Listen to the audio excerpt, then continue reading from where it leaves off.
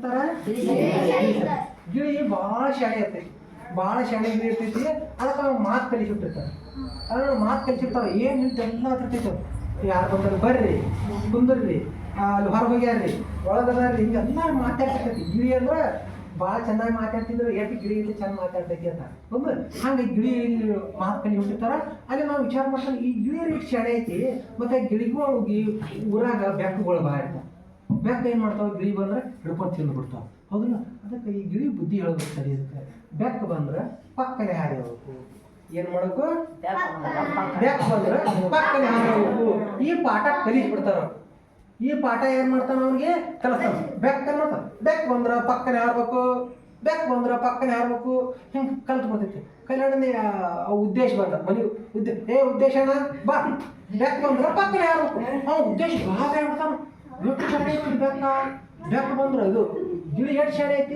ಬೆಕ್ಕ ಬಂದ್ರೆ ಪಕ್ಕ ಹಾರ್ಬೇಕು ಎಷ್ಟು ಶಾಣೆ ಐತಿ ಹತ್ತಿರ್ತಾರ. ಹಿಂಗೆ ಬಂದವ್ರು ಎಲ್ಲರೂ ಇವ್ರನ್ನೇ ಗಿಳಿ ಐತ ಭಾರಿ ಶಾಣೆ, ಭಾರಿ ಶಾಣೆ ಐತಿ. ಒಂದಿಷ್ಟು ಕರೆ ಕರೆ ಬೆಕ್ಕನೆ ಬಂದು ಬಿಡ್ತೈತಿ. ಗೊತ್ತಾಗ್ತಾನ? ಕರೆ ಕರೆ ಬೆಕ್ಕ, ಬೆಕ್ಕಣ ಬಾಯ್ ಬೆಕ್ಕತೈತಿ. ಅದು ಜಪ್ಪಿಸ್ಕೊಂಡು ಬಂದು ಹಿಡಿಬೇಕು.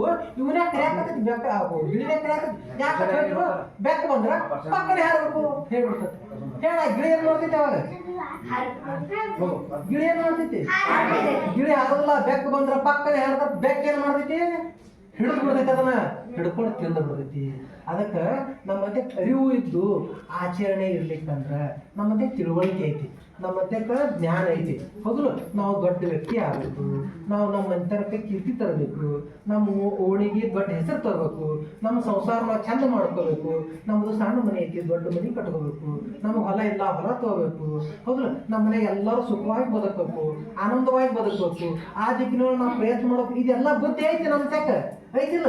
ಈ ಬುದ್ಧಿ ಇದ್ದು ಆ ತಕ್ಕ ಆಚರಣೆ ಇರ್ಲಿಕ್ಕಂದ್ರೆ ನಾವು ಸಾಧನೆ ಮಾಡಕ್ ಸಾಧ್ಯ ಆಕೈತನ? ಇಲ್ಲ. ನಮ್ಗೆ ಏನು ಬುದ್ಧಿ ಇಲ್ಲ, ಆ ತಕ್ಕ ಆಚರಣೆ ಇರಬೇಕು. ಅದಕ್ಕೆ ನಮ್ದು ಹೆಂಗ ಶರಣ ಏನು ಹೇಳಂದ್ರೆ ನಡೆ ನುಡಿ ಒಂದಾಗಿರಬೇಕು. ನಾವು ಏನು ತಿಳ್ಕೊಂಡಿರ್ತೇವಲ್ಲ ಅದನ್ನ ಆಚರಣೆ ಒಳಗೆ ತಂದ್ರೆ ನಾವು ಮಹಾನ್ ವ್ಯಕ್ತಿ ಆಕ್ಯವು. ಇಲ್ಲಿಕ್ಕಂದ್ರೆ ಬೆಕ್ಕಿನ ಗತಿ ಆಗ್ಬಿಡ್ತು, ಗಿಳಿ ಗತಿ ಆಗಿಬಿಡ್ತೇವು.